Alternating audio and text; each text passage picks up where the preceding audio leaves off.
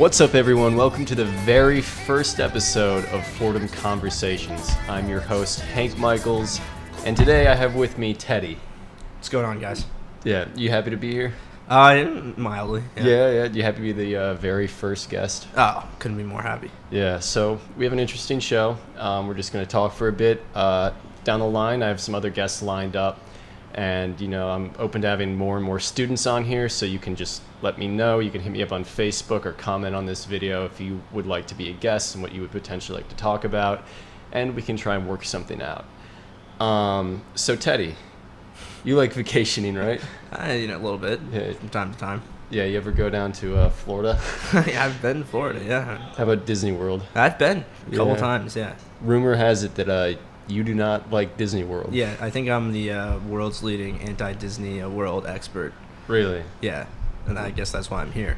Yeah. I mean, you have something to say. This is like the perfect platform for Yeah, it. exactly. So let me get started with this. Okay. I'll ask you, what do you think's good about Disney World? What do I think is good about Disney World?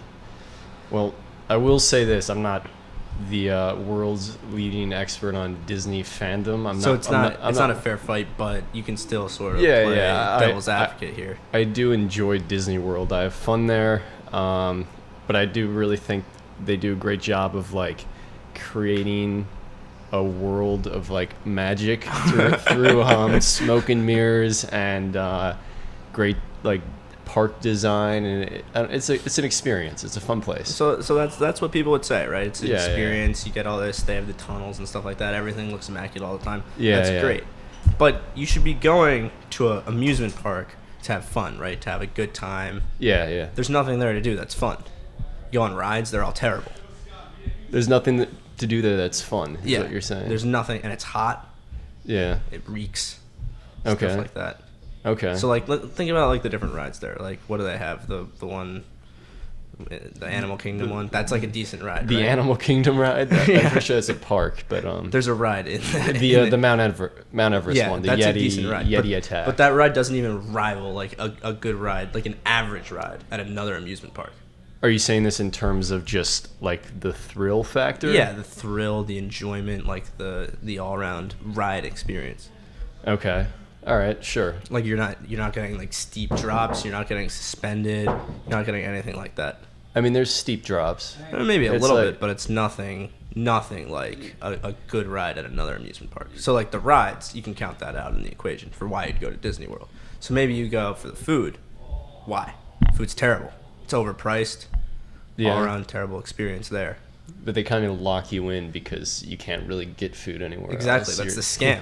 You're in Orlando. There's nothing to do there besides a theme park. So The scam is they bring you in and then they charge you $13 for a turkey leg. yeah. I mean, It's not a good turkey leg either. I'm trying to think. And then you're walking around an amusement park with a turkey leg like an idiot. I mean, that's something people do. I feel like turkey legs and like the deep fried stuff is like what people kind of expect when they go to theme parks. Yeah, that's fair. And it would be fine, but it's supposed to be a whole experience, right? Like if you're going somewhere for the rides and the food's not that good, you're like, all right. But you're going to Disney World, you're not going for the rides. You're going for the whole Disney thing, and the food's just not that good there. Okay. If we can go back to the rides for a second, like I know they don't have like the best thrills. You can go to like Six Flags and you get like you get loops. You get loops. You get longer rides too. Yeah, sure. But what if we want to talk about Expedition Everest, which is the one in Animal Kingdom? Sure. They have like a whole theme set up, right? Like it's like you're in a mine cart. You're in a mountain. There's like animatronic Yetis there. You go backwards at one point. Yeah, it's flashy. It's all sizzle, no steak though. At the end of the day, but it's all part of the experience. Just Yeah. because it's not like crazy drops and loops doesn't mean it's not. But it's like it's kind of what you said at the beginning. It's like smoke and mirrors. Like they're creating a magic show. They put a ride there. Like okay, they lure you in. This is gonna be cool. It's like Animal World. You're on Mount Everest and stuff like that. But at the end of the day, the ride itself isn't that good. I mean, people could argue against that because of the smoke and mirrors. I mean, isn't that what like the point of like theme parks is? It's just creating like artificial thrills. I guess but I think that they like go over the top with the smoke and mirrors thing to the point where like it takes away from the actual rides. Okay. So like right. You're in the other park where you have Buzz Lightyear and you're like shooting around, then you realize that you're going like 2 miles per hour. Like, and I get that if you're bringing your kids there and they love Buzz Lightyear, that's a different story. But we're talking about for the layman here, you know? Okay. So, all right. I mean, I still would argue that the extra effects that they add enhance the experience, which is why they can get away with something that's just a drop and a spin and like. But if it's not for you, it's not for you. Yeah, like, it's to each his own in this situation. Sure.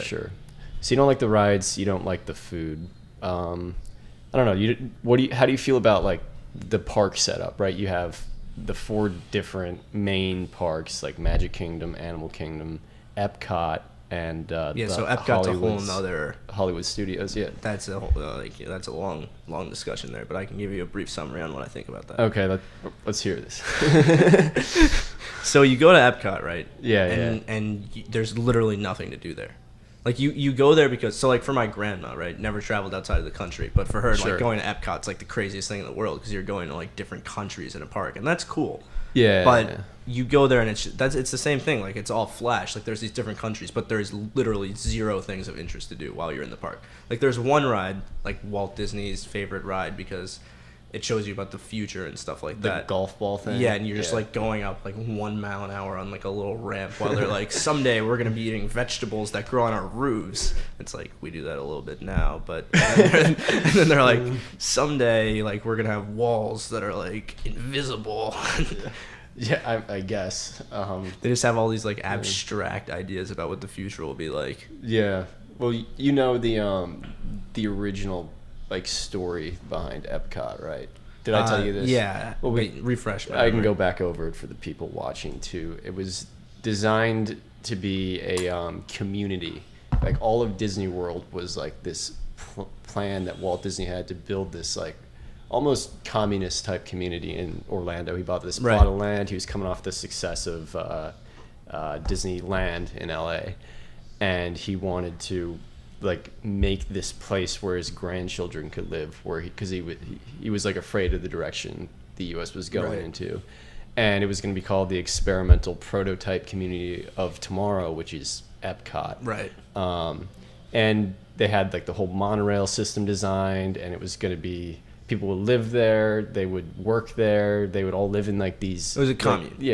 These houses that were exactly the same. Yeah. And there was going to be this like cultural epicenter that would have like a collection of all the different like countries like within this like little circle in the center of the community.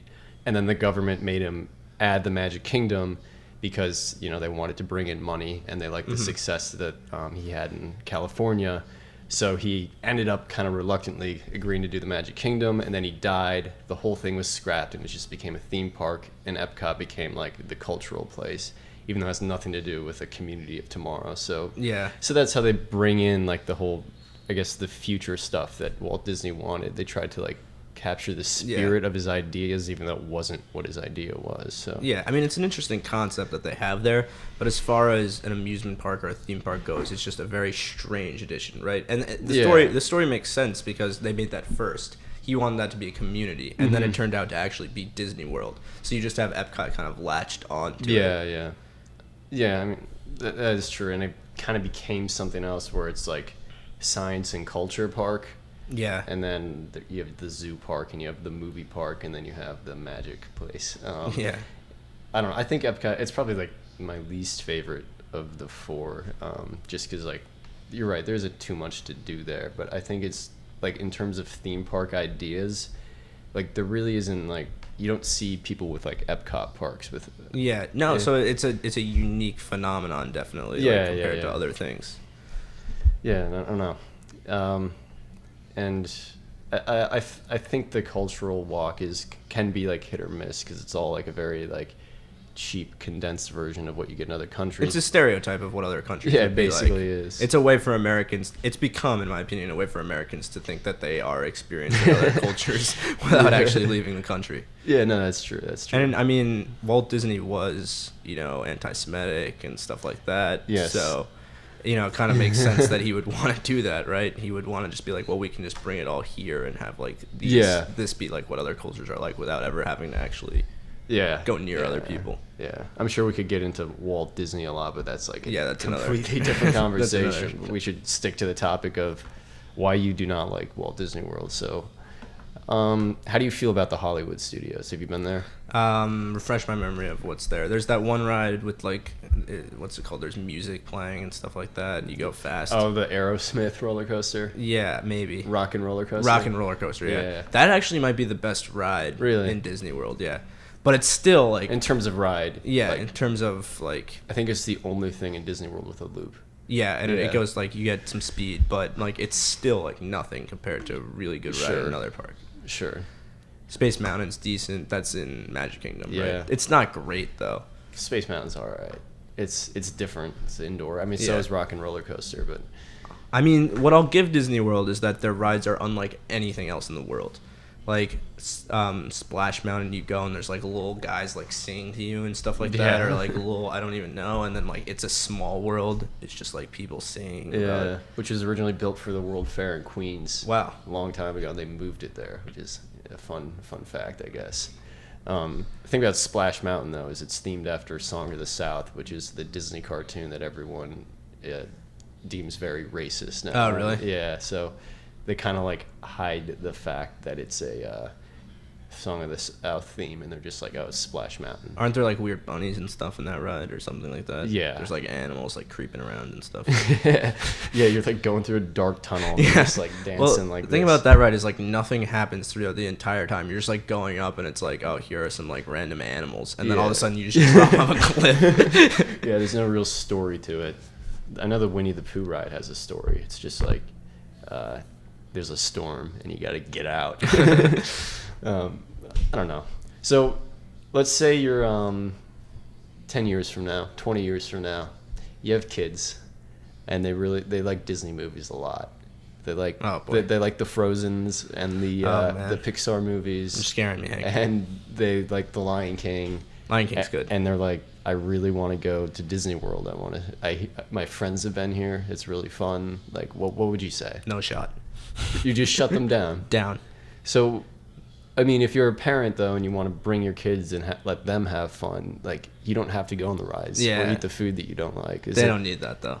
They don't need that. They'll do other things. You don't want them to be like hoodwinked with fake magic. Yeah, yeah, they're gonna get trapped by wolves. Yeah, it's all a scam to make you think it's real. Yeah, exactly. It's kind of a sad thought. Yeah. Yeah. Are there any other reasons on your list? That's all I can think of right now. The rides and the food. It's always hot out there too. That's true. It's never good weather.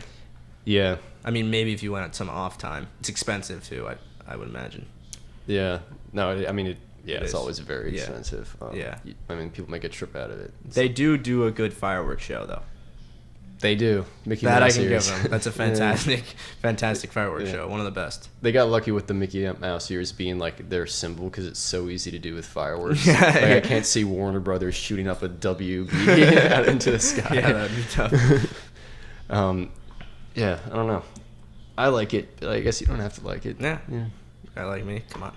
All right. Well, maybe we can get you to change your mind someday. I doubt it. Bring you back on here and you just gush on about Disney World.